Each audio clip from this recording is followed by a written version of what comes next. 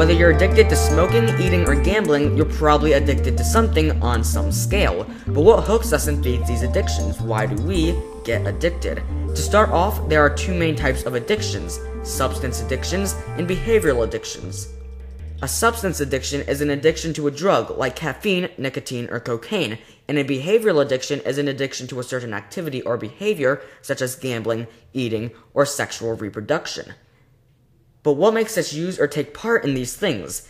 Addictions are still being explored today, and it's still important to note that we aren't 100% sure why we get addicted. But the most widely accepted theory today is that addiction is sort of like a brain disease, and here's how it goes.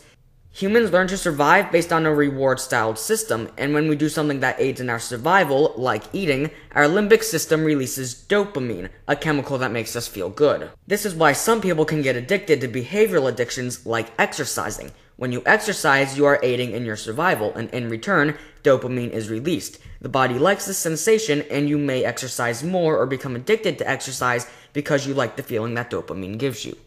But let's face it, doing drugs like cocaine and tobacco aren't necessary in our survival, so why do we get addicted to drugs?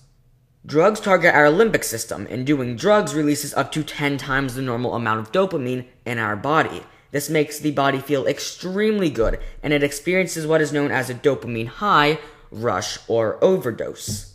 This abnormal amount of dopamine impacts the brain so largely, and in turn the body quickly learns to use it again and again. But such high levels of dopamine have a consequence. After the dopamine wears off, the body is left in a hangover or recovery state. The brain struggles to return to its normal self, and in return can cause dangerous behavior, depression, and even pain. But that's not the worst part. Being exposed to high levels of dopamine for long periods of time can lower the natural amount of dopamine released. This means that eating and other actions our body needs to survive will no longer make you feel as good, and in return make your connection to the drug even more reliant. Since you can't get as much natural and healthy dopamine, you resort to doing even more drugs to make your body feel even better. But just because you go to a store to buy one bottle of beer doesn't mean that you're necessarily an alcoholic. So what makes you an addict? Signs of a substance addiction are altered tolerance levels, meaning that you either need less or more of the substance to get your dopamine high.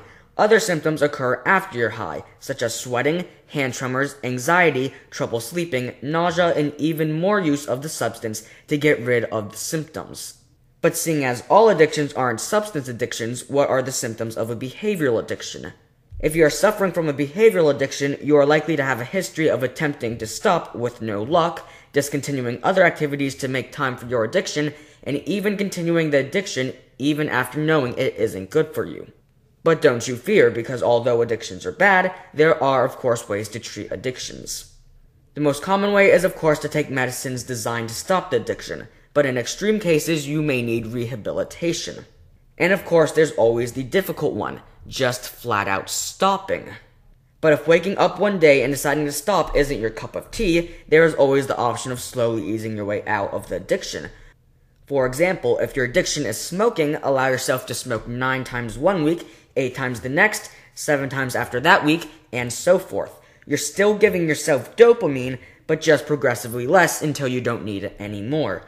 So there's addictions in a nutshell. Addictions and good sensations are ultimately here to aid in our survival, but too much of anything can be harmful in the long run. Thanks for watching. If you enjoyed, be sure to rate, comment, and subscribe.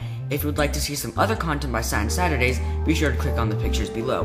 Now normally this is where I would let you guys go, but real quick I have a question for you.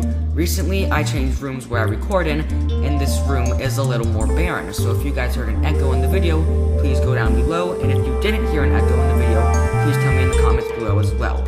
That's it for now. Thanks for watching. Science Saturdays, bringing free education to the modern world.